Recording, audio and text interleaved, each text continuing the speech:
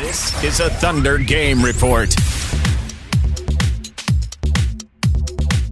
Hi, I'm Randy Renner inside the Peak, where the Thunder and the Mavericks will tip off a little bit before 8:45 tonight. Kind of surprising, but the Thunder, when you think about it, have won 10 straight, including playoff games in this series. The Mavericks will be coming in here tonight trying to change all of that. They have a lot of new players, including Monte Ellis, who comes in averaging 25 points a game. He had a big night last night against the Lakers, scoring 30 points and 9 assists. So he'll be somebody the Thunder have got to take care of tonight. We had a chance just a few minutes ago to talk with both Thunder head coach Scott Brooks and Mavs boss Rick Carlisle. I like it now. It's taken him, he's worked on it for a couple of years now. It's a great shot. It's a hard shot to defend, as we all know.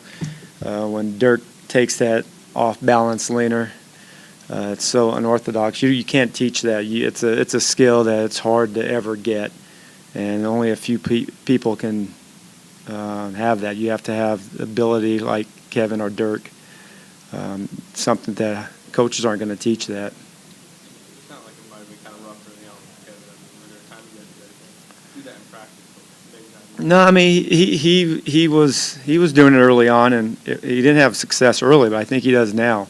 He's very confident, and it's a lot of strength because you're falling back on one leg.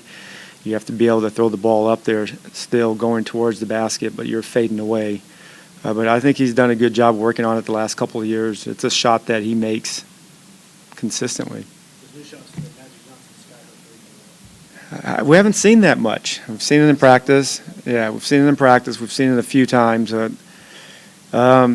has so many different shots. That's what makes him a special offensive player. He can score in so many different areas of the floor, and he can attack on the dribble. He can catch and shoot. He can shoot behind the line. He's go left, go right. He's an amazing offensive player.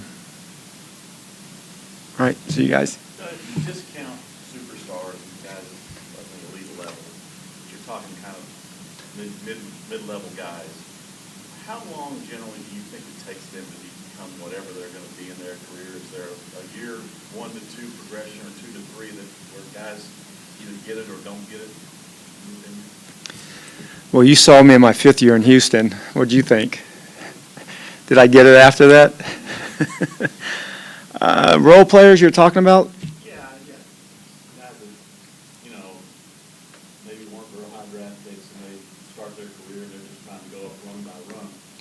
But Well, they don't make it. the interesting thing that I'm still kind of perplexed by the whole thing is that now we call older players 23, 24. When I first came in the league, your rookie year, you were probably 22 to 23, and very rarely did you play your rookie year, and there's 12 players on the team, only 23 teams. So now, you could be in the league for 3 or 4 years and be 23 years old, and people have a tendency, that's it. That's all you're going to get out of this guy. He's not improving. I think you keep improving. I think, your skill level obviously is going to be it's going to level off, but the mental part of the game, you keep improving a lot of years after. I saw some chart or something that the oldest team, how each team's relative age. Because the oldest team in the league is Miami now. They've got 2 or 3 guys that obviously pick up that average. Generally speaking, the older teams, winning teams, teams that win their handful have widely better. I think you need a combination. You need a mixture of veteran players, but the old players, young players, they better be good players. That's what you really need. You need good players to win at the level that we want to win on. We want to win at a high level, and we have good players to do that.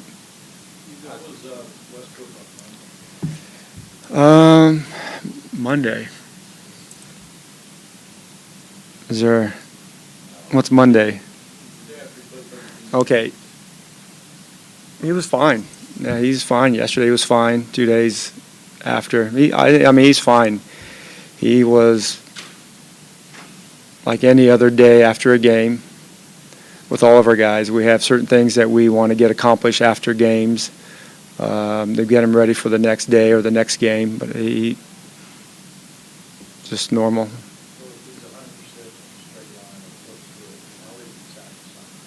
He's 100%. I mean, we wouldn't have put him out there if he wasn't. He passed every test that we had and the medical staff had. The thing that it's going to take some time is the rust. There's no question. I think the thing that I saw is just his ball handling. A lot of times he would get by him, but the ball wasn't with him. But that's something that, it's going to take some time, whether it takes a week, 2 weeks, I don't know. But he's going to definitely continue to work at it, but his body is fine.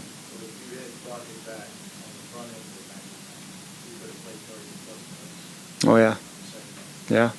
There's no minutes restriction on anything back to back 4 and 5 nights. I mean, we don't have a 4 and 5 nights for a while. We have a 3 and 4 coming up. You guys, Dallas has changed a lot in the last few years. Their roster's been shaken up a lot. I think it's 10th grade you've won over them. I don't know if that matters to guys' lockers. Is that an edge they get, even though the Mavericks roster completely, seems like it's a new one every year? I'll tell you how much it matters. I didn't even know that. And every game is different, just like every year is different. We know that they're a good team. They're a talented team. They're a good team with experienced players that know how to play. They're at a level that's offensively at a high level. So for such an early part of the season, I mean, 120, 115, and 113. Some of the points that they put up the 4 games is impressive, and 34 assists and last night, 13 threes is impressive. They have a very good team. The team that beat you 10 straight times, could you know it? No. No, they're not. I mean, I don't know what they're talking about, but I would doubt they're talking about, let's not make it 11 guys. Let's buckle down 48 minutes, the most important game we have all year. I doubt that's happening. Really deep in your rotation, especially in the first half, like we can do keep doing that? I think it goes from game to game. Most teams play 8 to 9 guys. Well, I like to go 9 or 10. Some nights 10, some nights 9. Don't know who that 10th guy will be at any given night. But we have a pretty good team, and some guys are not going to play. That's what makes us a good team. One thing in Dallas in the past, though, when you play them, Dirk is obviously a guy everyone focuses on as far as stopping him and making everyone else beat you. Now they had Monte Ellis as a guy. It's really hard to contain. He can score from anywhere. Talk about the difficulty trying to contain him a little bit while still worrying about the fact that Dirk's going to do. Well, they're more than just 2 guys. I mean, Calderon's good too. He's a high assist, low turnover guy. He's a 3-point shooter. But Ellis is as fast as any guard in this league, and he once he puts the ball where he wants, once he puts it in his mind where he wants to go, it's hard to stop. And his outside shooting has improved every year. And he's not only a scorer and a shot maker, but he's a passer. 9 assists last night. He's averaged 5 in his career, or at some years in his career. But they have a good mixture of good shooting, good passing. They can get to the free throw line and make their free throws. Other than I think one game, the first game we had 20 turnovers. We've been able to keep our turnovers down, and the shot making has been decent to good. So and we've at times done some very good things defensively. So we're just trying to build consistency. This is another very tough test tonight against a different kind of team than we've played. So we'll find out more. It's kind of lost in the shuffle with Westbrook coming back, but what have you seen from Reggie Jackson and his development? Well, he's gotten exponentially better since his rookie year, and he's gotten a great opportunity to play.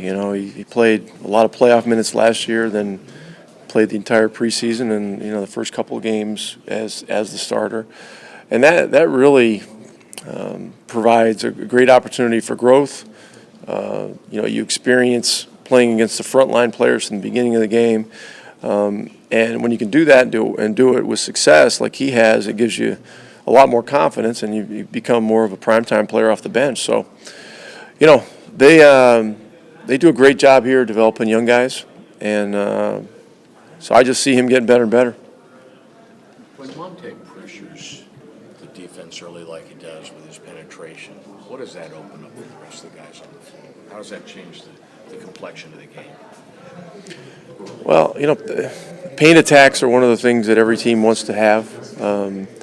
We want to get them from a lot of different places, not just him. But, it all starts with good ball movement. And, we want to move it and then be able to for him to catch and receive screens, randomly. Those are harder plays to guard than if you're calling out plays. We have plays. But we've done better without calling them, because if you can develop the random flow game, it just you're playing basketball and you're making plays instead of running plays, and so I think that helps all our guys. But it's a challenging thing because you got to trust the pass. You got to have guys that are willing to at times move without any tangible touch or result. And it's it's a learning process to learn how to play that way. Does that bring trust from you for the point guard, Jose, or the entire group of guys, to sort of lay off yourself and just allow them to work through things and create on their own? Does it do what? Is it a trust level for you with your point guard primarily to allow that to occur more, or is it the entire unit that's out there? Well, at the beginning of the year, we talk about how we want to develop this style of play, and so at times you got to live through some rough patches. There's going to be times when shot selection isn't the best, but it's a two. Trust is a two-way street.